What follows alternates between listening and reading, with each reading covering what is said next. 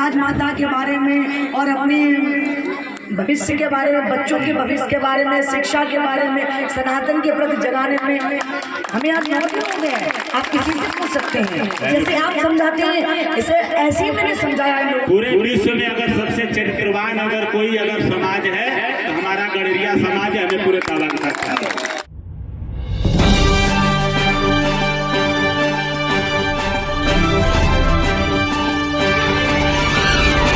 आप सब लोगों को अवगत कराना है, राष्ट्रवादी पार्टी के राष्ट्रीय अध्यक्ष माननीय बाबू रामपाल जी हम सबके बीच पधारे हैं। हम सब उनका हार्दिक नंदन बंदन अभिनंदन करते हुए उनके पुकार बिंदु को सुनेंगे। सबसे पहले व्यासपीठ को नमन करते हुए शास्त्री जी को नमन करते हुए समस्त टीम के साथ साथ यहाँ पे जो भागवत कथा के आयोजन करता है, इनके साथ ही साथ आपके ग्राम सभा के साथ साथ अगल बगल से आए हुए सभी बड़े बुजुर्ग नौजवान साथियों, प्यारे बच्चों, माताओं एवं बहनों, मैं आप सभी का स्वागत वंदन करते हुए आभार प्रकट करता हूँ। बहन पूजा और शास्त्री जी के मुखार बिंदु से आप लोग भागवत कथा का आनंद ले रहे हैं। संस्कृति और परंपरा को आप लोग आगे बढ़ाने का काम कर रहे हैं। तो जितने भी हमारे आयोजक साथी हैं, मैं आप सभी को साधुवाद देते हुए आज हमारे आगमन पे हमारे बच्चियां भाव विभोर होकर के, मगन होकर के नृत्य कर रही थी। तो ऐसे बच्चियों के उज्जवल भविष्य के लिए मैं कहना चाहूँगा कि यह लोकतंत्र है, आपका देश संविधान से चल रहा है। संविधान में आपको पूरा अधिकार है पढ़ने का और आगे बढ़ने का।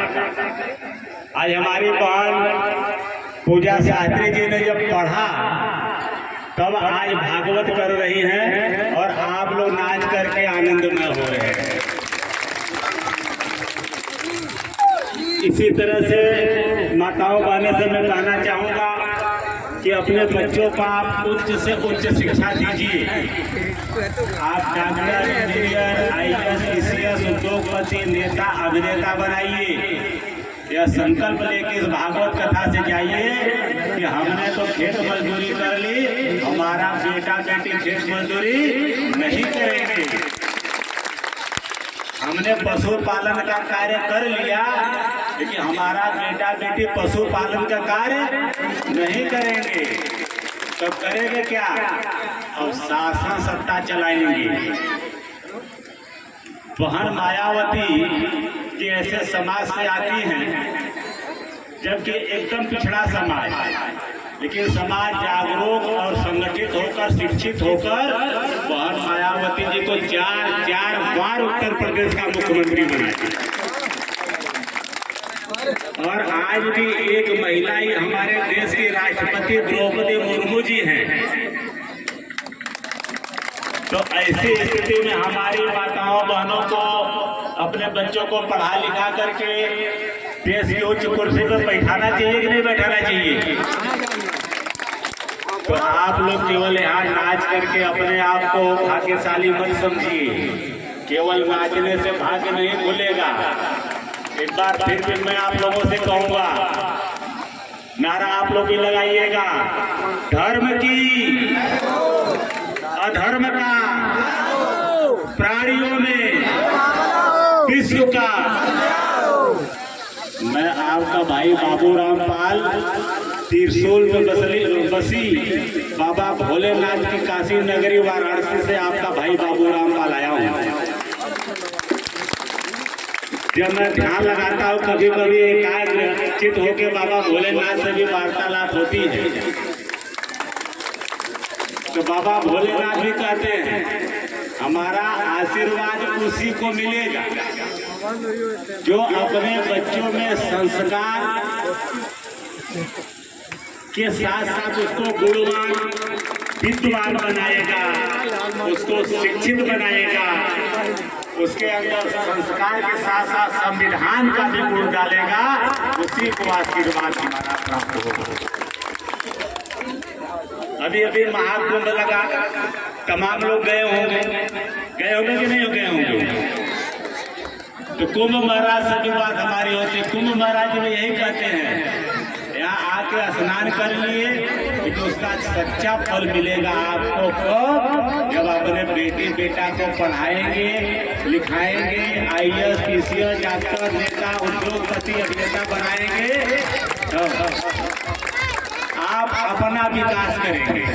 तो आडंबर, पाखंड, झूठ, दिखावा, झूठी शान, महंगी शादी और महंगी तेरहवीं करेंगे तो आपका उद्धार नहीं होगा। कुंभ महाराज आपको मोक्ष की प्राप्ति नहीं करेंगे। मोक्ष की प्राप्ति करेंगे कब? जब आप अपना विकास करेंगे। तो इसी सिलसिले में क्योंकि यहाँ धर्म का चल रहा है कार्यक्रम, भागवत कथा चल रही है, इस भागवत कथा से आप लोगों को भक्ति प्राप्त होगा, शक्ति प्राप्त।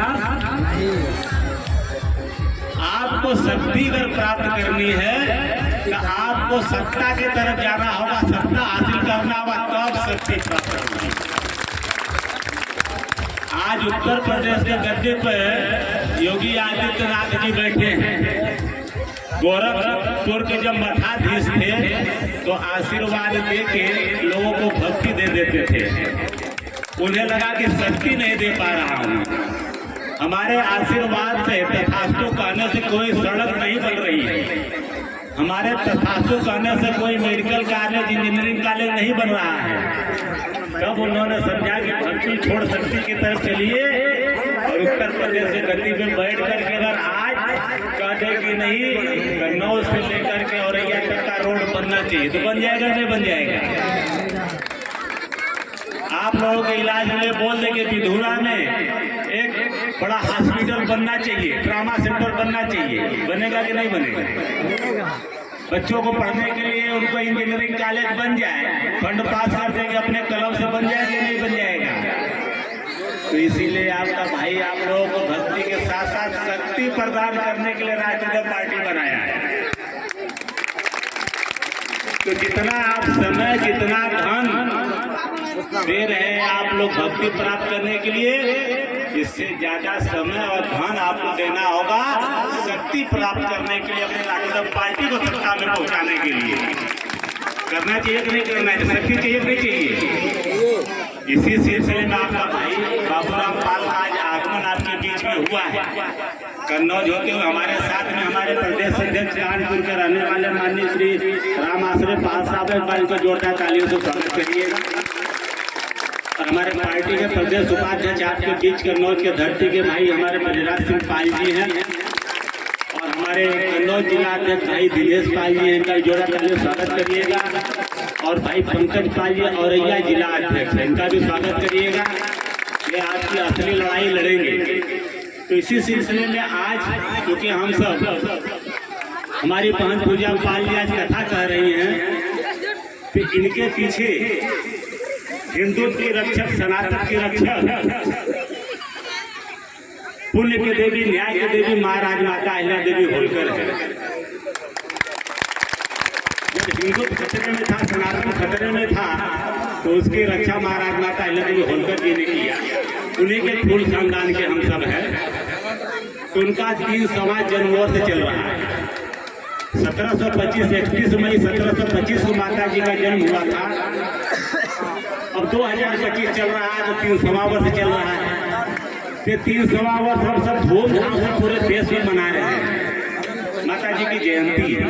तो जयंती आप लोगों के बीच में मनाया जाना चाहिए कि नहीं मनाया जाना चाहिए? आप लोग मनाने के लिए तैयार हैं? तो इसी 14 अप्रैल को आपके बीच में माता जी का 30 शताब्दी जन्मोत्सव कार्यक्रम और आज संविधान निर्माता डॉक्टर भीमराव अम्बेडकर जी की जयंती हम सब आपके यहाँ मनाने के लिए तय कर रहे हैं। तो आप लोगों का सहयोग रहेगा कि नहीं रहेगा?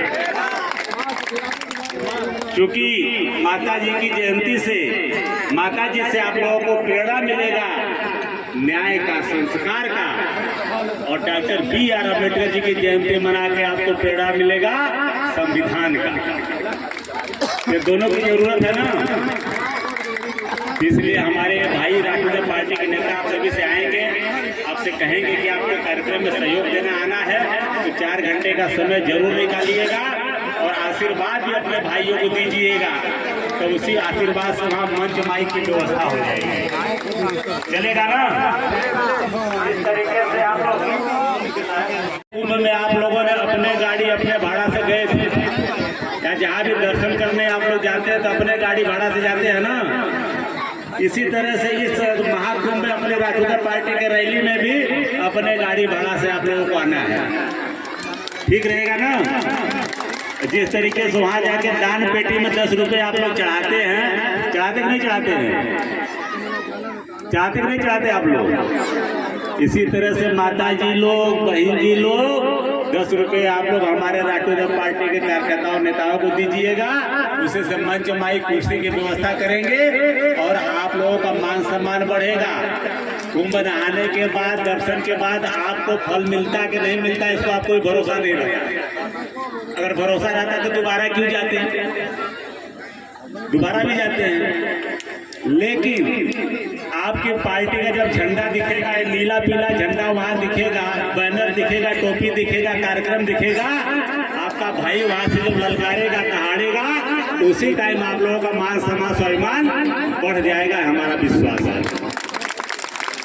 इसी के साथ समय ज्यादा हो गया है, व्यासपीठ से हमें निर्देश हुआ अपनी बात रखने का, हमने अपनी बात रखा, बहन जी अपनी बात रखेगा, बहन जी हमारी बात में त्रुटि हुई होगी क्योंकि हमारा हम लोगों का जो है कि व्यथा कथा अलग है, आधुनिक है।